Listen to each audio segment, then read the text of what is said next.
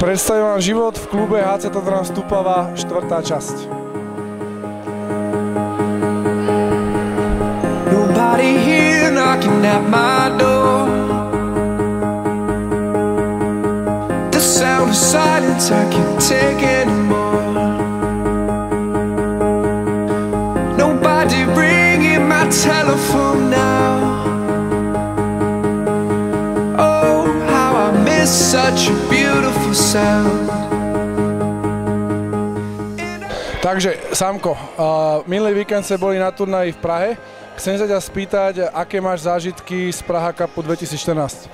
No, mne sa to strašne ľúbilo a chcel by som ísť ešte raz na takýto turnaj.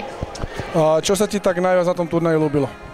No, hlavne tí týmy z napríklad z Dánska, alebo no proste dobrí súperi boli a no a ešte sa mi páčilo aj to organizovanie, proste všetko. Takže, Peťka, ja by som sa ťa rád opýtal, aké máš zážitky z Prahy?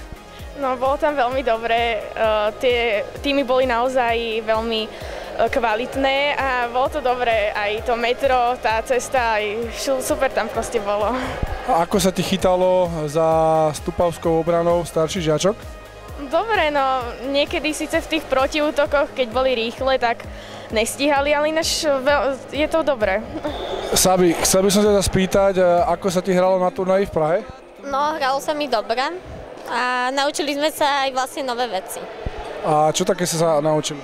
No, napríklad aj v obrane sme sa naučili vlastne 1-5 lepšie braniť než predtým a že si musíme vlastne pivota posúvať. A ktorý super v Prahe bol tak najviac nebezpečný? Asi Nemecko. Almi, ty si hrala za staršie žiačky. Chcem sa ťa spýtať, ako sa ti darilo na turnaji v Prahe?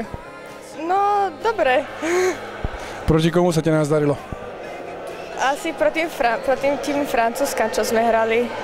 Lebo akože nebol to nejaký moc ťažký super ani tak hej, no. A máš ešte nejaké zážitky okrem zápasov z Prahy? Čo ťa tak najviac zaujalo na tom turnaji?